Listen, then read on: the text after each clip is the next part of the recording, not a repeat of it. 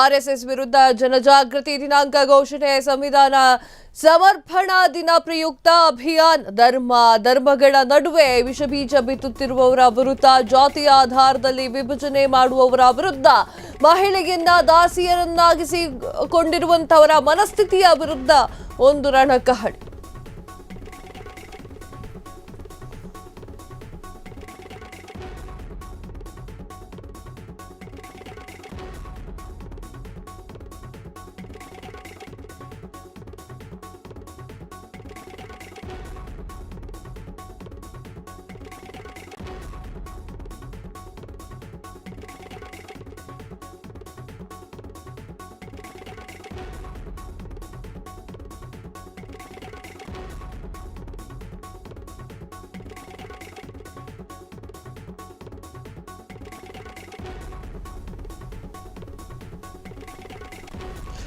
RSS ವಿರುದ್ಧ ಜನಜಾಗೃತಿಯ ದಿನಾಂಕ ಘೋಷಣೆ.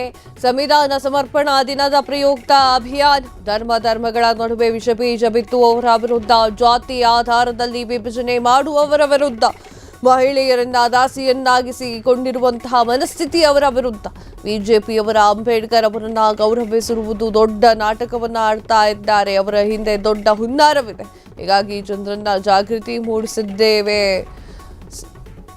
ದಸಂಸ ಪ್ರಧಾನ ಸಂಚಾಲಕ ಮಾವಳ್ಳಿ ಶಂಕರ್ ಅವರಿಂದ ಈ ಒಂದು ಘೋಷಣೆ. ಎಸ್ ವೀಕ್ಷಕರೇ,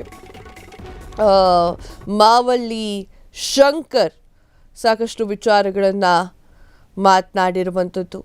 ಅದರಲ್ಲಿ RSS ವಿರುದ್ಧವಾಗಿಯೂ ಕೂಡ ಸಾಕಷ್ಟು ವಿಚಾರಗಳನ್ನು ಹಂಚಿಕೊಂಡದ್ದು, ಸಂವಿಧಾನದ ವಿಚಾರವಾಗಿ ಮಾತನಾಡಿರುವಂಥದ್ದು. ಸಂವಿಧಾನದ ಸಮರ್ಪಣಾ ದಿನದ ಅಂಗವಾಗಿ ಕರ್ನಾಟಕದ ದಲಿತ ಸಂಘರ್ಷ ಸಮಿತಿಯ ಅಂದರೆ ಅಂಬೇಡ್ಕರ್ ವಾದ ನವೆಂಬರ್ 26ರಿಂದ 2026 ಜನವರಿ 26ರವರೆಗೆ ರಾಷ್ಟ್ರೀಯ ಸ್ವಯಂ ಸೇವಕ ಸಂಘದ RSS ವಿರುದ್ಧ ಜನಜಾಗೃತಿಯನ್ನ ಅಭಿಯಾನವನ್ನು ಹಮ್ಮಿಕೊಳ್ಳಲಾಗಿದೆ ಅಂತ ಹೇಳಿ ವಾಮಳ್ಳಿ ಶಂಕರ್ ಅವರು ಹೇಳಿದ್ರು. ದೇಶಕ್ಕೆ ಕಂಟಕವಾಗಿರುವಂತಹ RSS ಭಾರತೀಯರ ಮೆದುಳಿನಲ್ಲಿ ಅಸಮಾನತೆ ಮತ್ತು ವಿಷಪೂರಿತ ವೈದಿಕ ಧರ್ಮದ ಅಮಲನ್ನ ತುಂಬಿಸ್ತಾ ಇದೆ. ಬಿಜೆಪಿ ನೇತೃತ್ವದ ಕೇಂದ್ರ ಸರ್ಕಾರವು ತಾರತಮ್ಯ ನೀತಿಯನ್ನು ಅನುಸರಿಸ್ತಾ ಇದೆ. ದಲಿತ ಸಂಘರ್ಷ ಸಮಿತಿ ಇದರ ವಿರುದ್ಧ ನಿರಂತರವಾಗಿ ಜನರನ್ನ ಎಚ್ಚರಿಸುವಂತಹ ಕೆಲಸವನ್ನ ಮಾಡ್ತಾ ಇದೆ ಎನ್ನುವಂತಹ ವಿಚಾರವನ್ನ ಮಾತನಾಡಿದ್ರು. RSSನ ಸಂವಿಧಾನದ ವಿರೋಧಿ ನೀತಿಯನ್ನ ಖಂಡಿಸಿ ಪ್ರಬುದ್ಧ ಭಾರತ ನಿರ್ಮಾಣ ಮಾಡುವಂತಹ ಸಂವಿಧಾನದ ಆಶಯಗಳನ್ನು ಜಾರಿಗೊಳಿಸಲಿಕ್ಕೆ ಈ ಒಂದು ಜನಜಾಗೃತಿ ಅಭಿಯಾನ ಆಯೋಜನೆ ಮಾಡಲಾಗಿದೆ. ಇದರ ಜೊತೆಗೆ ದಲಿತ ಸಂಘರ್ಷ ಸಮಿತಿಯ ಸದಸ್ಯತ್ವ ನೋಂದಣಿ ಆಂದೋಲನವನ್ನು ಕೂಡ ಪ್ರಾರಂಭ ಮಾಡಲಾಗಿದೆ ಎನ್ನುವಂತಹ ಮಾತನ್ನ ಕೂಡ ಅವರು ಆಡಿರುವಂಥದ್ದು. RSS ವಿರುದ್ಧ ಜನಜಾಗೃತಿ ಅಭಿಯಾನ ವಿಚಾರವಾಗಿ ಮಾವಳ್ಳಿ ಶಂಕರ್ ಅವರು ಮಾತನಾಡಿದ್ರು. ಸಂವಿಧಾನ ಸಮರ್ಪಣಾ ದಿನದ ಅಂಗವಾಗಿ ಕರ್ನಾಟಕ ದಲಿತ ಸಂಘರ್ಷ ಸಮಿತಿ ಅಂತಂದ್ರೆ ಅಂಬೇಡ್ಕರ್ ವಾದ ನವೆಂಬರ್ 26ರಿಂದ 2026 ಜನವರಿ 26ರವರೆಗೂ ಕೂಡ ರಾಷ್ಟ್ರೀಯ ಸ್ವಯಂ ಸೇವಕ ಸಂಘ ಅಂದರೆ RSS ವಿರುದ್ಧ ಜನಜಾಗೃತಿ ಅಭಿಯಾನವನ್ನು ಹಮ್ಮಿಕೊಳ್ತಾ ಇದ್ದೇವೆ ಅಂತ ಹೇಳಿ ಮಾವಳ್ಳಿ ಶಂಕರ್ ಅವರು ತಿಳಿಸಿದ್ರು.